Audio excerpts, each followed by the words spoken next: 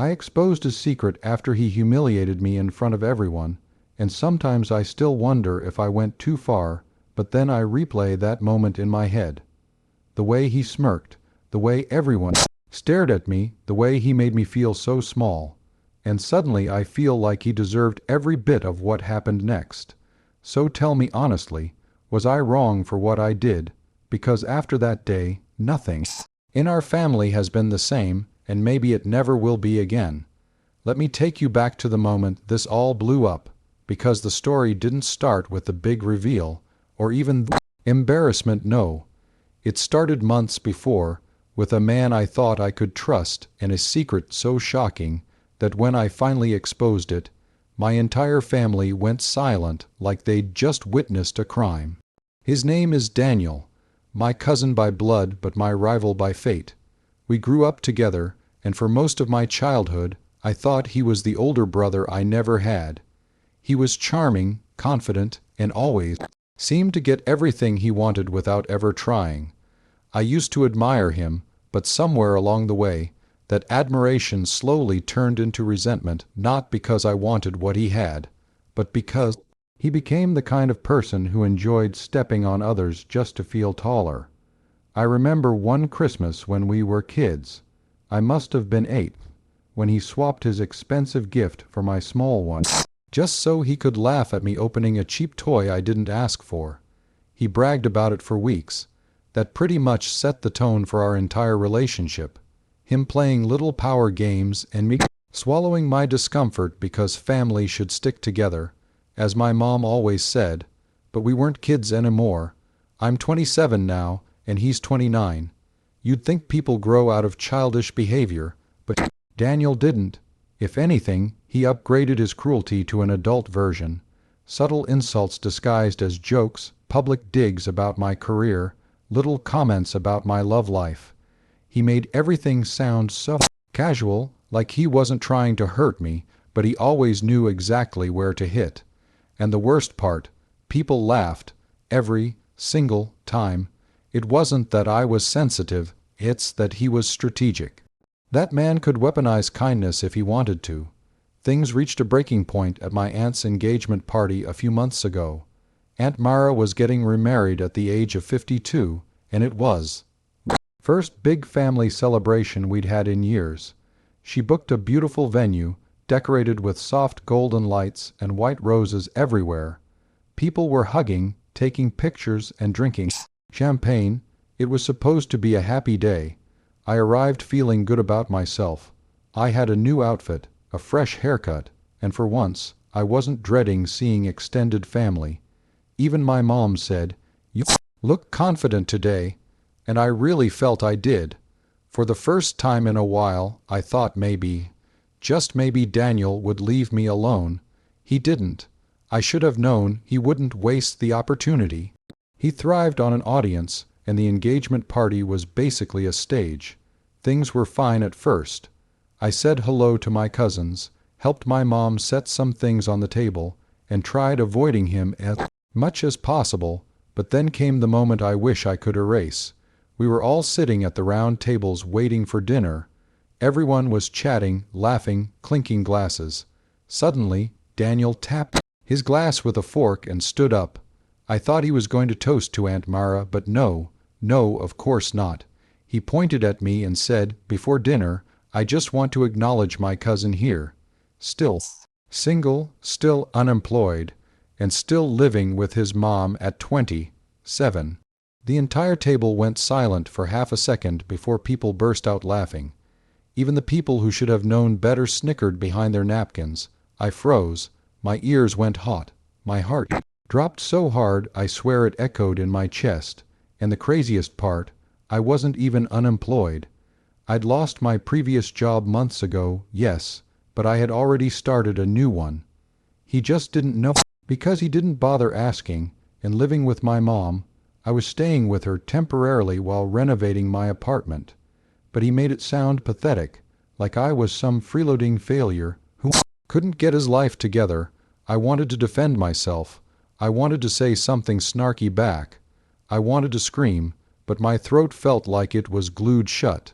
And Daniel, He sat back down with a smug little grin like he had just announced the winning lottery numbers. I excused myself and walked out to the garden behind the venue. I didn't cry. I refused to give him that satisfaction, but I felt something else, humiliation burning deep in my chest like acid. It wasn't just what he said. It was the way he delivered it. The way he turned me into a punchline just to entertain people. The way everyone laughed. My hands were shaking. My jaw hurt because I was clenching it so tightly.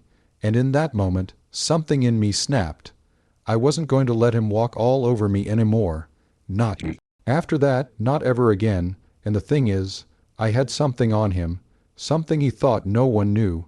Something he never imagined I would use. But I knew. I'd known for months, actually, and until that moment, I never planned on saying a word. But after what he did, oh, I was done playing the quiet, understanding cousin. Now, here's the interesting part. Daniel had always been the perfect, golden boy of the family. High-paying job, nice apartment, fancy car, charming personality. But that shiny image was about as real as a cardboard crown. Because a few months earlier, he accidentally revealed a secret to me. We were at a cafe. One of those rare days he was acting like a decent human being. He left his phone unlocked on the table while he went to the bathroom, and it kept lighting up with notifications. I wasn't snooping. I genuinely wasn't interested, but one message, Preve, you caught my attention. You still haven't paid. This is your final warning. Another read. Stop ignoring us. We will take action. At first, I thought he was being scammed, but after seeing multiple messages from different lenders, all using very formal language, I realized something. Daniel was drowning. In debt, not just late bills, actual debt collectors tracking him down. I remember when he came back, I jokingly said, "Someone's trying to reach you," and his face went pale. He snatched his phone and said it was just work stuff, but his voice cracked. That's when I knew. Later, I put the pieces together, the sudden sale of his motorcycle, the fact that he moved into a smaller apartment to be closer to work, the way he always avoided paying his share at dinners. He wasn't successful, he wasn't stable, he wasn't the golden boy, he was faking everything, and now, after what he did to me at the engagement party, that secret felt like a grenade sitting in my pocket. I went back inside after calming down. I sat at the table silently while people ate, pretending everything was fine. But inside, I was replaying every moment he ever embarrassed me, every time he belittled me, every time he called me sensitive for not laughing at his jokes. And right in the middle of dinner, Daniel leaned back in his chair, looked at me again, and said loud enough for half the table to hear, "Don't worry, buddy, maybe next year you'll finally grow up." People laughed again, and that was it. That was the moment I decided, without hesitation, that I was done protecting him. So that's the situation I was in. Humiliated in front of everyone by a man who had been hiding a massive secret that could destroy the image he cherished more than anything. Before I tell you what I did next, I want you to pause and really think about it. What would *U* have done in my shoes? Would you stay quiet? Would you expose him? Or would you try to get revenge in some other way? Comment below with your honest thoughts, because the next part of the story is where everything explodes. After he threw that last jab, I put my fork down slowly and looked straight at him. I didn't smile. I didn't laugh. I didn't try to be clever. I just said one sentence loud enough for everyone nearby to hear. "How's your debt situation going, Daniel?" His entire face dropped. You could hear the clinking of plates stop. People turned their heads. He stammered, "What?" I leaned back and repeated it, even clearer this time, "Your debt. You know, the collectors who keep messaging you. The ones who said they're taking action." The table went silent, dead silent. My aunt's fiancé froze with his wine halfway to his mouth. My mom whispered, "What are you talking about?" Daniel's eyes were wild. "You don't know what you're saying," he hissed, but his voice was trembling. Everyone stared at him now, waiting for an explanation. I continued, still calm, the messages from lenders, the ones threatening legal steps, the ones asking you to pay what you owe. Wanna tell them about that? His cheeks flushed bright red. He jumped up so fast his chair tipped backward. That's none of your business. He shouted. Oh, I said, you made my life your business 5 minutes ago. You embarrassed me in front of everyone based on lies. At least I'm telling the truth. Gasps, literal gasps around the table.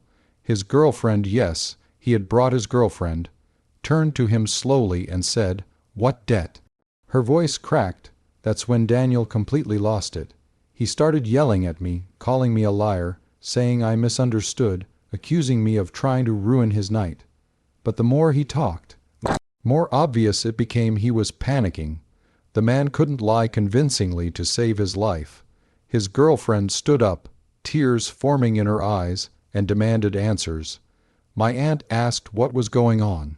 His own mother whispered, "Debt. Daniel, is this true?" He looked around, trapped like a cornered animal, realizing every pair of eyes was on him, not with admiration this time, but with suspicion. Finally, he broke. He admitted he had been taking out multiple loans to maintain his lifestyle, that he lost his job months ago, but kept pretending everything was fine, and that collectors had started showing up at his apartment.